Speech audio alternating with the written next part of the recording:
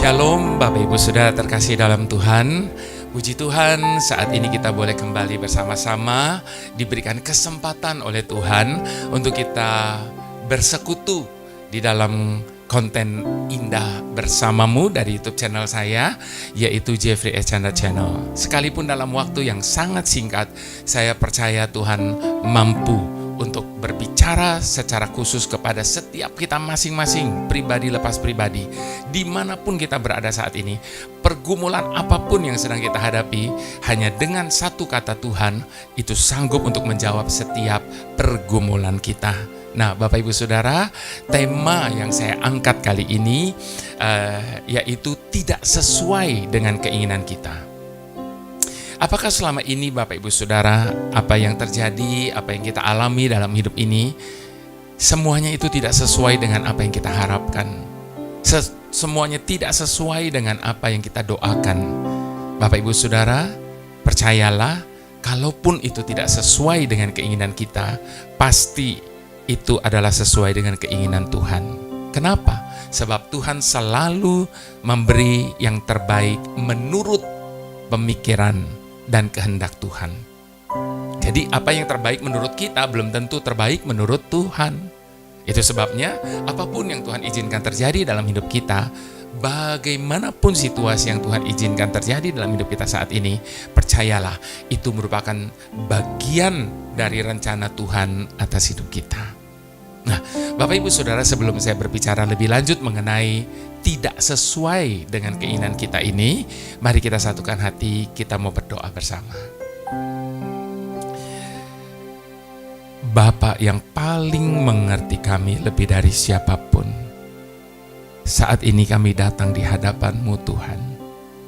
Kami mau cabut kembali semua perkataan yang tidak benar tentang Engkau, yang pernah keluar dari mulut kami di hadapan-Mu pada saat kami sedang menghadapi banyak hal yang kami tidak bisa pahami mengapa semuanya harus terjadi dan kami alami dalam hidup kami ini. Maafkan kami Bapa, ketika segala sesuatu tidak berjalan sesuai dengan apa yang kami inginkan. Seringkali kami protes, seringkali kami mengeluh. Saat ini Bapa, berikan setiap kami kerendahan hati untuk kami boleh menerima keputusan-Mu apapun itu, sekalipun keputusan-Mu itu tidak sesuai dengan apa yang kami inginkan, apa yang kami harapkan. Namun kami percaya bahwa apapun yang Kau putuskan dalam hidup kami, itu adalah yang terbaik bagi setiap kami. Terima kasih Bapa, kami mengucap syukur atas keberadaan kami, apapun dan bagaimanapun saat ini. Dalam nama Tuhan Yesus, biarlah Engkau berkati Tuhan renungan singkat kami, biar Roh Kudus yang menjamah hati kami. Dalam nama Tuhan Yesus, haleluya, amin. Kita mau buka dulu firman Tuhan Bapak Ibu Saudara dari kitab Yohanes 11 ayat yang pertama sampai yang ke-6. Tentunya kisah ini panjang sampai ayat yang ke-44, tapi mengingat waktu, Bapak Ibu Saudara bisa membaca ayat ke-7 sampai ke-44-nya di rumah sendiri.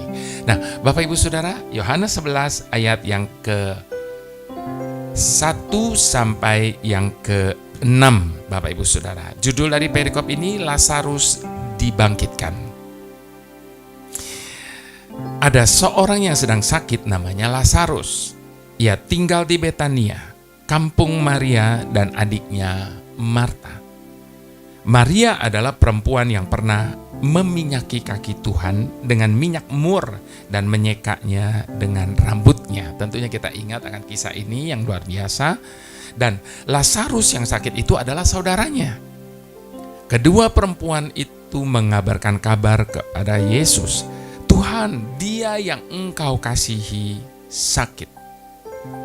Ketika Yesus mendengar kabar itu, ia berkata, penyakit itu tidak akan membawa kematian, tetapi akan menyatakan kemuliaan Allah. Sebab oleh penyakit itu anak Allah akan dimuliakan. Yesus memang mengasihi Marta dan kakaknya dan Lazarus.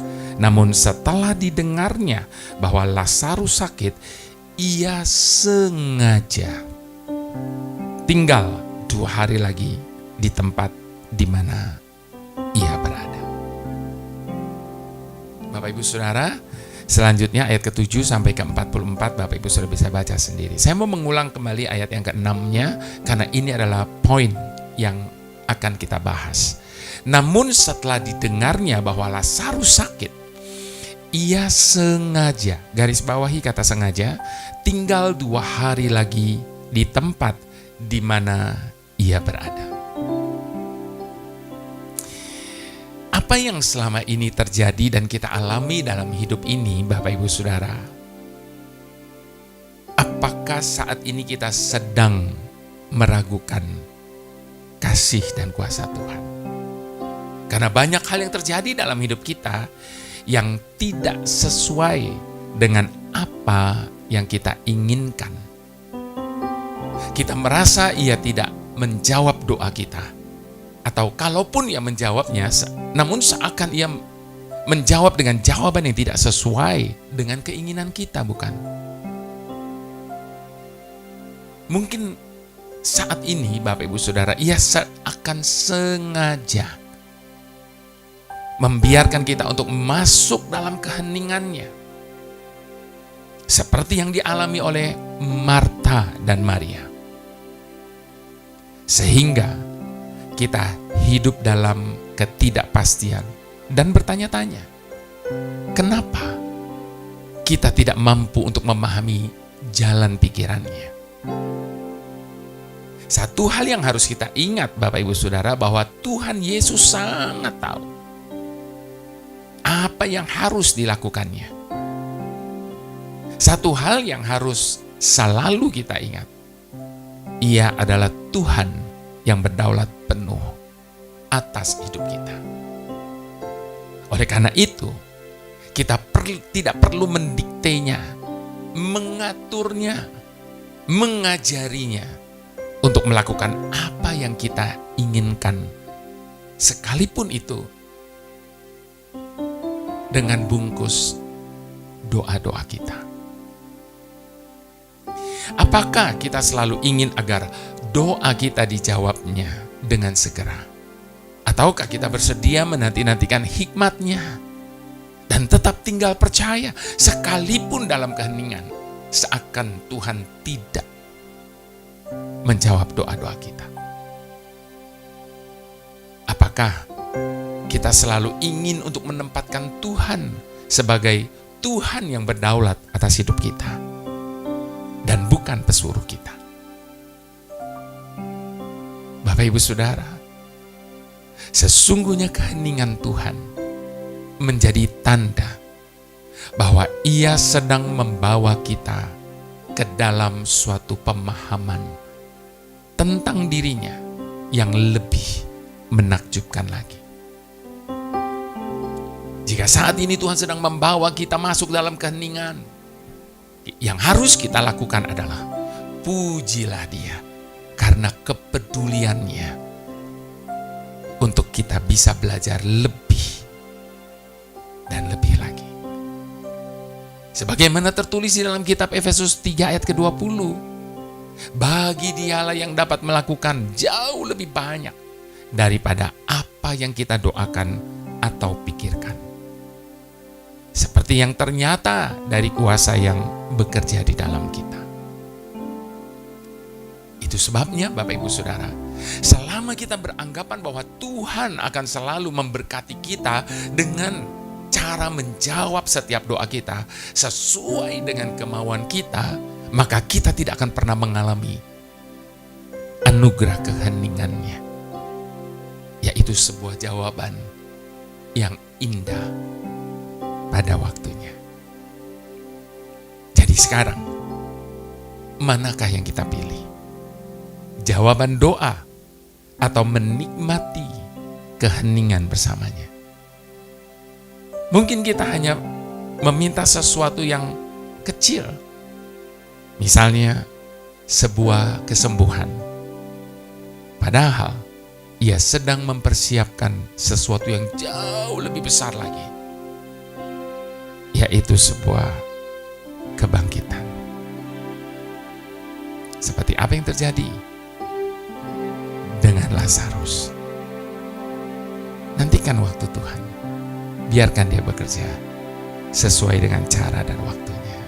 Sebab waktu Tuhan bukan waktu kita. Jangan sesali keadaannya. Untuk semua ada waktu Tuhan. Tetap setia mengandalkannya. Tuhan bukan waktu kita. Jangan sesali keadaannya. Untuk semua ada waktu Tuhan. Tetap setia mengandalkannya. Segala yang terjadi di hidupku, janji Tuhan menghidupiku selalu. Ku yakin, percaya, ada waktunya Tuhan. Semua akan indah, ada waktunya. Di dalam pujian ini ditegaskan bahwa waktu Tuhan bukanlah waktu kita. Seringkali kita berdoa, kita memaksa Tuhan untuk menyesuaikan segala permohonan kita dengan waktu kita. Kesalahan kita adalah kita selalu memberikan batas waktu bagi Tuhan untuk Dia segera melakukan seperti apa yang kita minta. Bapak Ibu Saudara, waktu Tuhan bukan waktu kita. Sebab Dia tahu waktu yang terbaik bagi setiap kita. Itu sebabnya biarlah kita boleh taat. Biarlah kita boleh selalu setuju dengan apa yang Dia buat dalam hidup kita. Sekalipun itu di luar dari nalar dan kehendak kita. Sebab Dia tahu jauh lebih baik daripada setiap kita. Mari semua kita yang setuju. Sama-sama sekali lagi kita mau katakan, waktu Tuhan bukan waktu kita. Jangan sesali keadaannya. Untuk semua ada waktu Tuhan. Tetap setia mengandalkannya. Segala yang terjadi di hidupku, janji Tuhan menghidupiku selalu. Ku yakin, percaya, ada waktunya Tuhan. Semua akan indah pada waktunya. Segala yang terjadi di hidupku, janji Tuhan menghidupiku selalu. Ku yakin, percaya, ada waktunya Tuhan. Semua akan indah pada waktunya. Ku yakin, percaya, ada waktunya Tuhan. Semua akan indah pada waktunya.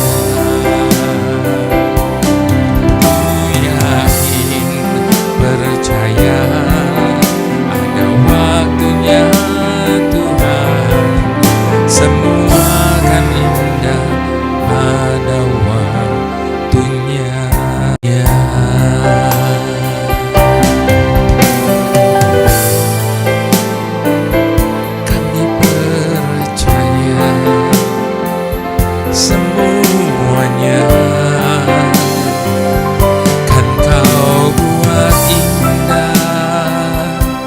sesuai waktu-Mu.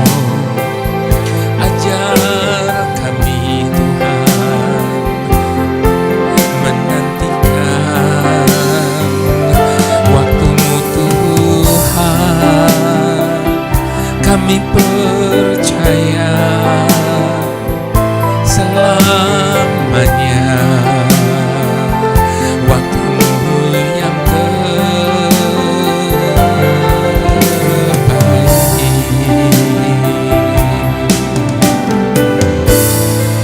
Biarlah kita boleh merendahkan hati.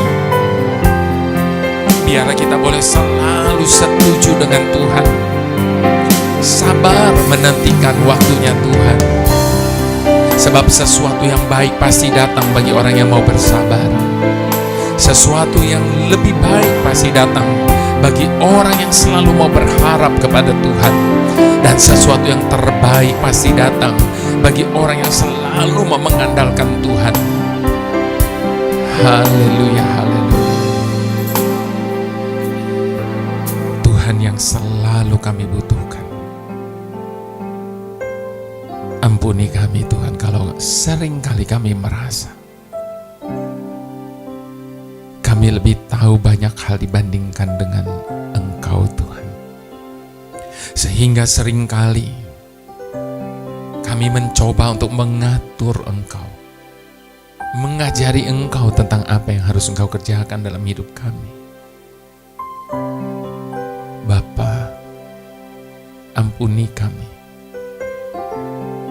kalau selama ini kami sudah berlaku kurang ajar kepadamu Tuhan. Biarlah saat ini Engkau memberikan kepada kami kerendahan hati untuk mau mengakui bahwa Engkau punya terlalu banyak macam cara, bahwa Engkau punya terlalu banyak macam jalan untuk menolong setiap kami dan melakukan apa yang menjadi kehendak-Mu atas hidup kami. Kami mau letakkan semua pengharapan kami hanya kepadamu. Dan sementara itu kami berjanji kami akan bersabar menantikan waktu-Mu Tuhan. Sebab kami percaya waktu-Mu adalah waktu yang terbaik bagi setiap kami. Haleluya. Mari semua kita yang setuju, mari sama-sama kita mau katakan,